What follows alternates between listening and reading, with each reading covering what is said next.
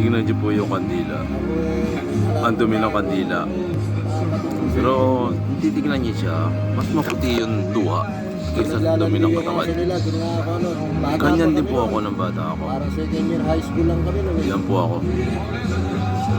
Nakamarangkada sa ngayon. Aso na nakawala lang. Kasi may naglalandi ng aso. Madumi lang ako nun. Pero maputi ang aking mga luha. Yan po ako. Merong daang maliit ko eh. Yan po ako. Naamoy ng aso yun kahit nakatago. Si LV po ulit. Punta yung malaking aso ron. Maputi ang aking mga luha mula sa akin. Kahit ako'y nagliliyab. Madumi na nga ang katawan. Yung makikita nyo naman. Sa susunod na episode. Babagsak na Ako si yun. Ka-Farmers. Sasara yung pinto. Ako po si LV. Ngayon, ito na po. Kundi na kundi Puti na ang aking luha. Tataas ulit namin yung rim.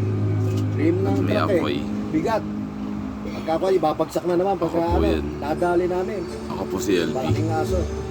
Paano gagawin natin? Yan po yung pagkain namin. Kumakain lang po Babaw kami. natin lahat yan. Kukunin lang natin yung laman. Yan, kumakain lang po kami.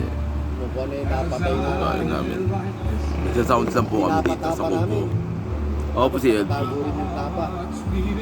Ako po si LV. Nakabilad na ganyan. Yan po si LV. Napakasarap ng aso ng tapa. Puti ang kanyang mga luha. Madumi man ang katawan. Ang tagal namin Nakikita nyo na. ubus yun. Kaming dalawa lang.